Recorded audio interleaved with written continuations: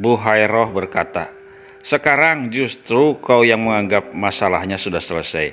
Kau bilang dia menyalib putranya sendiri dan bahwa dia membawa penderitaan dan kesengsaraan ke dunia. Tapi kau melupakan akhir dari segalanya seperti yang telah dia takdirkan, bahkan terhadap penderitaan dan kesengsaraan. Waktu ku bilang, kaulah sumber penderitaan, dan kau berkilah, tapi itu kan demi tujuan akhir yang mulia, seolah-olah kau punya andil dalam tujuan itu. Jika hasil akhirnya buruk, kau juluki Tuhan sebagai monster. Ini benar-benar bukti terbaik dari kebodohanmu sendiri, bahwa kaulah sebenarnya yang monster. Kaulah yang telah menyakiti hatinya dan berdosa terhadapnya." Iblis berkata, "Kalaupun ada, dosaku tak akan sanggup melukainya. Aku tak akan pernah bisa melukai hatinya kecuali hatiku sendiri. Tapi jangan lupakan bahwa cintanya adalah cinta pada diri sendiri. Tak ada ruang bagi cintamu atau bahkan buat dia mencintaimu. Tapi lagi-lagi kau menuduhku, dan dalam tuduhanmu sekali lagi kau membebaskanku dari kesalahan.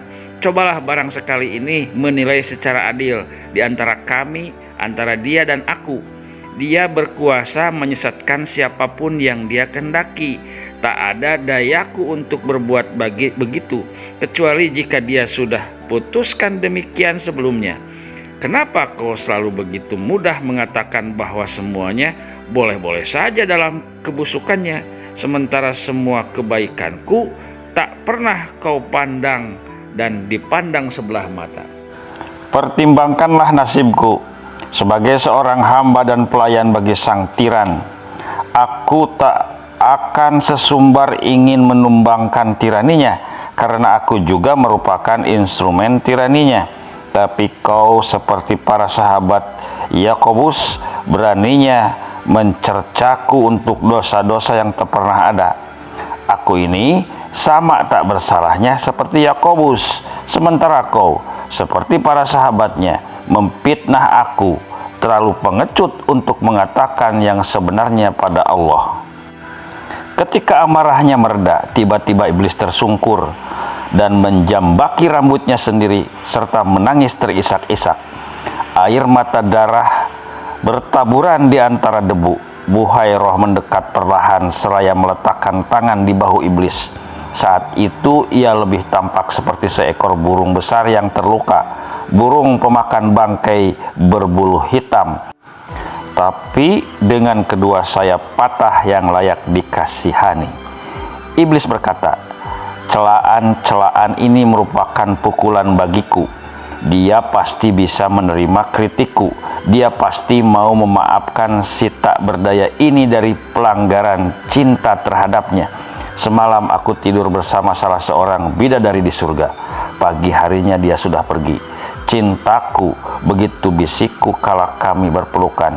Pelacur ceritku saat dia tak ada. Berapa banyak yang harus dia pilih selain aku. Dia menghibur yang lain sementara aku mengorbankan segalanya dan merasa hancur tanpanya. Kalau aku memang tidak mencintainya, buat apa aku begitu peduli pada kepergiannya? Jangankan membayangkan bahwa cintamu padanya akan membebaskan. Tidak, itu justru penjara bagimu, sebuah benteng yang mengurungmu agar tak bisa melarikan diri. Jangan membayangkan bahwa cinta telah membukakan kedua matamu. Tidak, ia justru menyaput mereka sampai kau meraba-raba sendiri dalam kegelapan seperti orang bodoh. Tapi itu memang merupakan bukti dari kekuatan cinta yang terkadang tampak membebaskanmu, walaupun sebenarnya bagai rantai yang melilit dan menyeret. Dan terkadang tampaknya cinta juga membuka matamu, walau sesungguhnya kau benar-benar telah dibutakan. Atas nama cinta aku rela berbuat kurang ajar. Setetes air adalah lautan, nyala pelita adalah api neraka jahanam. Cinta ini biar sedikit adalah anggur yang manis, lebih dari itu menjadi racun. Berapa lama sudah kumuntahkan murka dan kesedihanku demi cintaku padanya. Ini cinta, bukan kesenangan ataupun ketenangan. Cintaku tak memandang apakah dia mengingat atau melupakanku, memberi pahala ataupun tidak. Jika sesungguhnya aku ini diberkahi dan bukannya dikutuk, bagaimana kau bisa memastikan kesungguhan cintaku? Yang lain mencintainya dan diberkahi begitu saja, sementara cintaku malah dikutuk. Tapi aku tak akan mundur dari cintaku. Dengan demikian kau sadar nilai diriku yang sesungguhnya. Allah memerintahkan Ibrahim, bawalah putramu dan jadikan dia sebagai persembahan bagiku. Maka Ibrahim membawa putranya ke puncak gunung, mengikatnya di atas altar dan berkata pada anaknya, "Anakku, Allah telah memerintahkanku untuk mengorbankanmu." Ishak berkata, "Bahkan jika ini hanya kegilaan ayah semata, nyawaku masih tetap milik ayah yang bisa diambil sesuka ayah. Terlebih lagi, jika ini memang keinginan Allah, maka nyawaku sesungguhnya memang miliknya dan dia pantas mengambilnya kapan saja." Ibrahim berkata, "Tak masalah benar apakah ini kegilaan atau keinginan Allah, tapi ini memang keinginan Allah." Maka sambil menangis, ia dekatkan pisau itu ke leher Ishak. Buhairah segera meneruskan kisah yang terpotong itu. Tapi Tuhan berkata pada Ibrahim, "Bagaimana dengan janjiku untuk menjadikanmu bapak dari sebuah bangsa melalui anak ini?" Ibrahim berkata, "Pantaskah aku menilai Tuhan? Aku hanya manusia biasa dan tak memiliki kekuasaan menilik kebenaran kecuali melalui Engkau. Kepada siapa lagi aku mengharapkan terpenuhinya janjimu? Aku berlindung kepada Tuhan dari kemurkaan Tuhan." Tuhan pun berkata, "Ketahuilah, walaupun kau korbankan putramu 1000 kali, aku tetap akan memenuhi janjiku padamu." Maka Ishak pun selamat. Ibrahim sendiri, walau tak percaya Tuhan menginginkan dia membunuh putranya sendiri, tetap siap mentaati perintahnya, karena segala sesuatu menjadi mungkin melaluinya. Tuhan menciptakan Adam dalam keagungannya dengan meniupkan roh ke dalam tubuh Adam. Dia mengujimu melaluinya. Maka Tuhan berkata, "Sujudlah pada Adam." Tapi kau malah berkata, tidak kepada siapapun selain engkau. Kau berlagak patuh dan setia dalam pembangkanganmu, wahai iblis.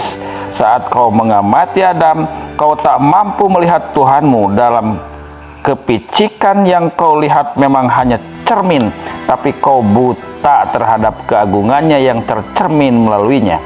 Kalau kau memang mencintai Tuhan sedemikian, kenapa kau tak bisa mempercayainya sebagai barang sedikit saja? Kau mengaku mampu memahami kehendak Tuhan yang tersembunyi, tapi melihat Tuhan saja dalam makhluknya kau tak bisa. Yang kau tangkap hanya cermin, tapi kau sudah menyombongkan hal itu kemana-mana. Bagaimana bisa kau abaikan citra yang terpantul darinya? Tuhan tidak memintamu tunduk pada Adam demi Adam semata, tapi melaluimu Dia berniat menyibak makna keesaan ilahiyah. Tapi gara-gara keangkuhan dan kebodohanmu sendiri, belum sempat kau pelajari kebenaran keesaannya, kau justru menjadi teka-teki dari keesaan itu sendiri. Ya, kau adalah teka-teki dari dilema keesaannya, dan aku telah memecahkan masalah ini. Ya, sekarang barulah aku mengerti. Rasulullah menuntunku menemuimu bukan agar kau mengajariku tentang keesaan Tuhan, tapi karena kau merupakan teka-teki yang menghalanginya. Aku berhasil menyingkap misterimu dan kini bisa kujawab semua kebohonganmu. Sebelum Balkis menjadi seorang ratu, ada seorang bangsawan muda yang tergila-gila padanya. Wanita itu benar-benar telah menawan hatinya, dan setiap detik pikirannya tak pernah absen dari hayalan tentang Balkis. Siang hari dia bermimpi-mimpi, malam hari jiwanya tak tenang membayangkan rupa Balkis yang elok melalui mata hatinya. Wanita-wanita di istana ayah Balkis bagaikan taburan bintang di surga kecantikan Balkis. Bahkan lebih redup dari bintang, karena keelokan Balkis bagai memandikan dunia dalam cahayanya. Musuh-musuh sang raja juga sepakat soal yang satu itu. Tak hanya cantik di luar, kualitas dalamnya pun demikian. Tingkah lakunya mulia, sikapnya bersahaja, baik hati dan berbudi luhur. Makin hari sejak pemuda bangsawan itu mengenal Balkis, demam cintanya semakin jadi kentara. Makin hari wajahnya makin pucat dan tubuhnya makin lemah, sementara keinginan hatinya tak tersalurkan. Tumbuh makin dahsyat selama objeknya tak ada. Teman-temannya tak bisa berbuat banyak karena ia telah meminta mereka bersumpah untuk merahasiakan sebab musabab penyakitnya. Tapi akhirnya ada juga seorang sahabat sejati yang dengan pertimbangan moral mampu menyeimbangkan antara menjaga rahasia dan keselamatan sahabatnya. Sang sahabat langsung membocorkan rahasia itu ke putri sang raja sendiri. Jadilah Balkis memanggil si pemuda dalam cinta itu ke hadapannya dan berkata langsung ke pokok masalah. Balkis berkata, "Tahukah kau berapa banyak lelaki yang telah menyatakan cintanya padaku? Mereka semua sudah kuuji dan semuanya memang tulus menginginkanku. Tapi sekali ini setidaknya selamatkanlah nyawamu. Jangan keras kepala begitu, tinggalkanlah cintamu." Si bangsawan muda menjawab, "Berkatalah sesukamu, bagaimanapun aku tetap budakmu." Balkis berkata, "Satu budak lagi buatku. Aku tak butuh pengabdian orang yang pelin-pelan, pembangkang, dan dengan bodohnya mengaku-ngaku apa yang tidak ia pahami. Tolonglah, jangan keras kepala." Si pemuda menjawab, "Aku tak bisa berbuat lain selain bertahan. Pilihan ini bukan milikku. Pun seandainya diberi pilihan, tetap aku akan memilihmu. Mintalah keinginanmu, ujilah aku sesukamu, niscaya aku temukan kesungguhan cintaku." Balkis mengusirnya, dan selama berminggu-minggu dia tidak menghubungi. Tapi akhirnya pada suatu hari, Balkis mengutus seorang gadis berbaju rombeng dan cemong dengan jelaga hitam. Gadis itu membawa pesan berisi tulisan tangan Balkis lengkap dengan cap kerajaan.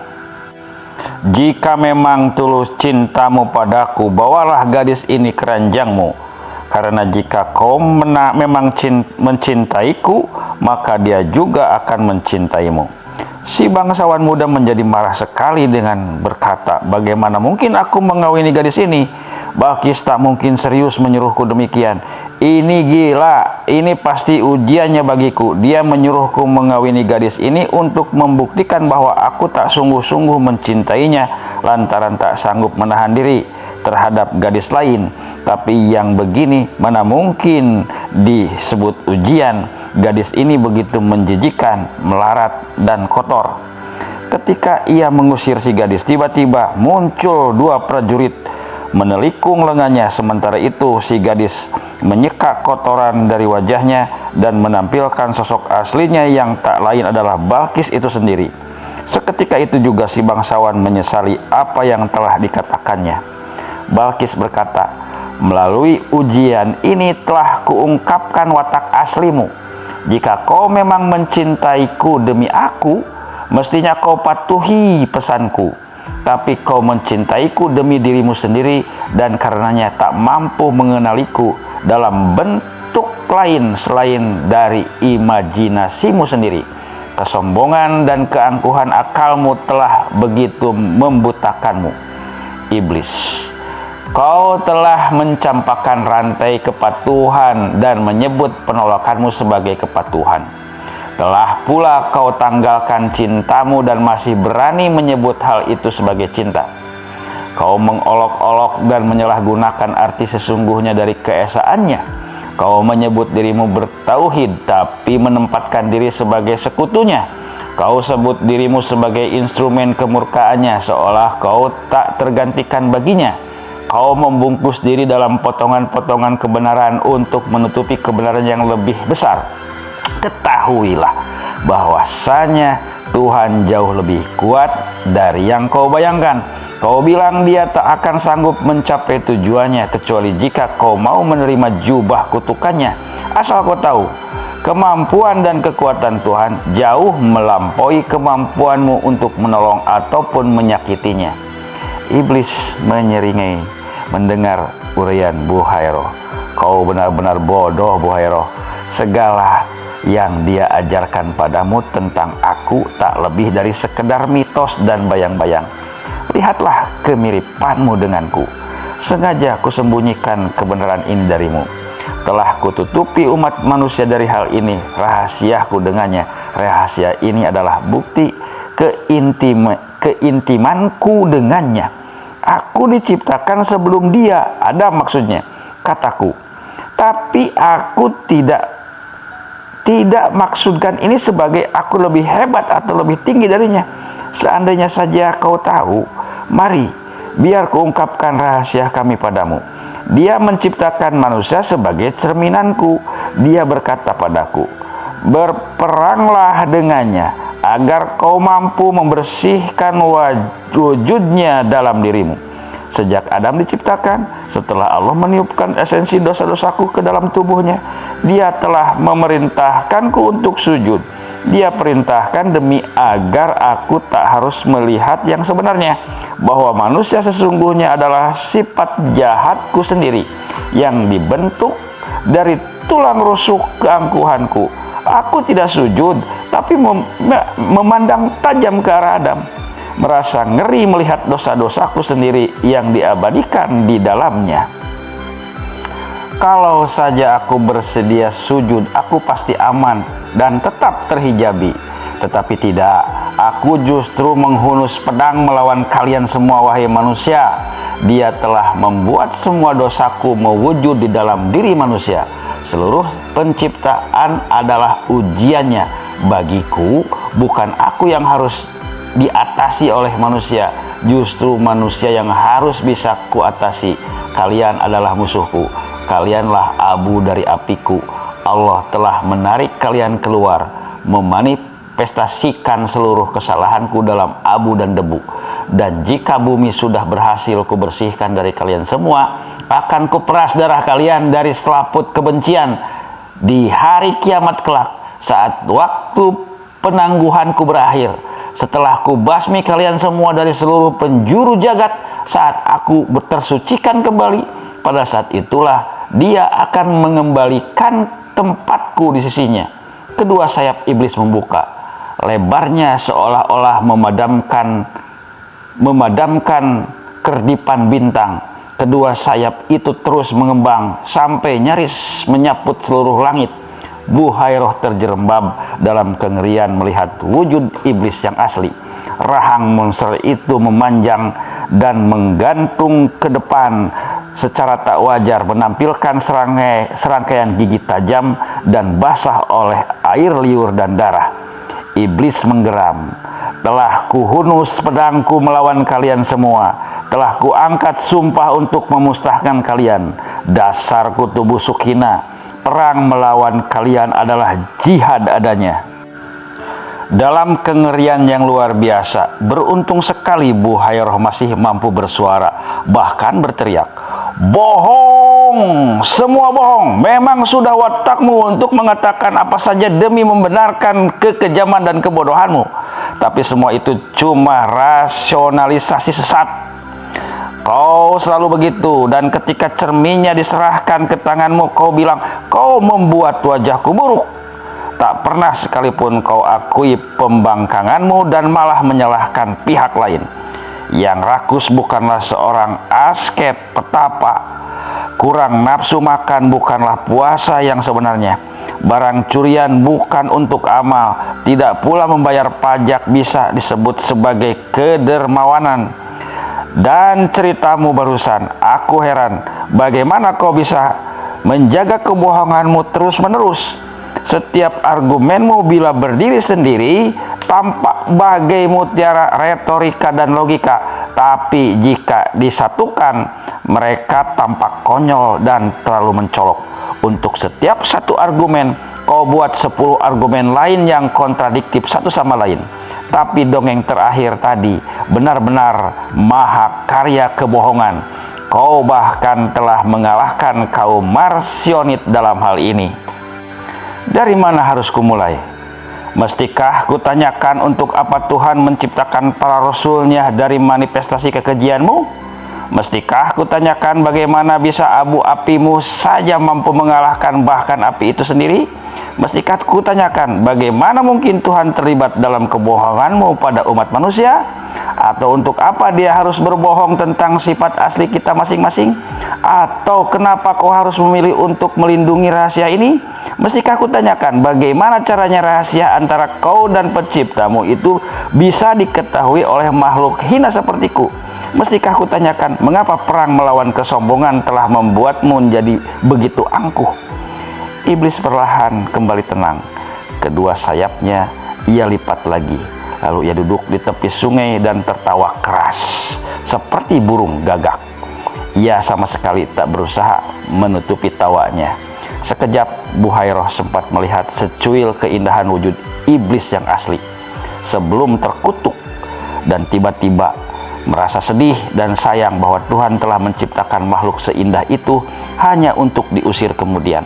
Wahai Buhairah, hebatnya kau telah mengganyangku sedemikian, tapi dengarlah, aku barang sebentar saja.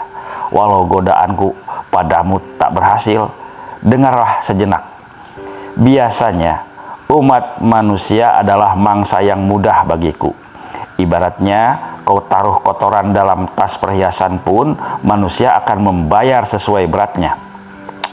Betapa mudahnya kalian kutipu, karena anehnya kalian tampaknya memang begitu ingin ditipu. Kalaupun aku telah gagal membodohimu hari ini, Buhairah, ingatlah, itu karena aku belum mengatakan apa yang ingin kau dengar. Biasanya orang mudah sekali tergelincir di situ. Berjuta keluhan kau utarakan, ujung-ujungnya hanya ingin mendengar gemas suara batinmu sendiri. Bah, kalau saja kulancarkan taktik ini padamu, rasanya sudah sejak tadi kau bersimpuh memujaku. Betapa mudahnya kalian ditipu. Uniknya lagi, sekalipun tiada diriku sebagai sang penghasut besar, kalian sendiri pasti mampu mengembangkan keahlian menghasut yang nyaris setara denganku. Sekarang pun sudah banyak yang demikian. Dan kalau kalian punya cinta, cinta kalian cenderung hanya berdasarkan lapisan kulit yang paling luar sekali. Tahu maksudku? Sedikit kulit mulus saja berlapis isi perut. Para darwis langsung jatuh pingsan sambil tersenyum. Sang asketis melupakan sumpahnya. Para syekh mengabaikan tanggung jawab mereka. Semua itu hanya karena seongok daging dan tulang. Singkaplah hijab hatimu dan lihatlah apa yang sebenarnya kau sukai, apa yang mati-matian rela kau kejar. Lihatlah menembus sosokku ini, karena akulah dunia, hijabnya Allah. Jangan terobsesi padaku, karena aku hanyalah salah satu dari sekian banyak manifestasinya, dan Allah memiliki manifestasi yang banyaknya mengalahkan jumlah bintang dan planet-planet, melebihi seluruh pasir di segenap jagat miliknya. Janganlah membenciku ataupun membenci dunia, tapi janganlah pula mengabaikanku. Ketahuilah yang sesungguhnya tentang aku dan berdamailah denganku, karena dia akan melindungimu jika kau memang pantas dia lindungi. Jika tidak, maka kau adalah milikku. Jangan berpikir bahwa aku mengajak manusia ke keabadian di neraka jahanam. Aku tidak membeli jiwa seperti yang kalian dongengkan. Buat apa aku membeli sesuatu dengan begitu bebas diberikan padaku setiap hari dengan begitu berlebih? Aku juga tak butuh pengikut. Jika memang kulakukan seperti katamu dan aku bersalah atas kesombonganku, tetap saja aku terhitung pendosa yang paling bontot. Adam juga lupa akan Tuhannya dan dia pun diusir dari surga, tapi dia menemukan maaf dan pengampunan di tangannya. Mana bagianku? Buhairah, setidaknya pahamilah uraianku berikut ini. Setelah wahyu Allah datang padanya, Yunus langsung melarikan diri ke Yafo. Dibelinya tiket kapal laut menuju Tarsis. Kapal segera berangkat, angkat sauh, dan Allah kemudian mengirim badai yang mengerikan. Para awak kapal begitu ketakutan dan berdoa agar selamat.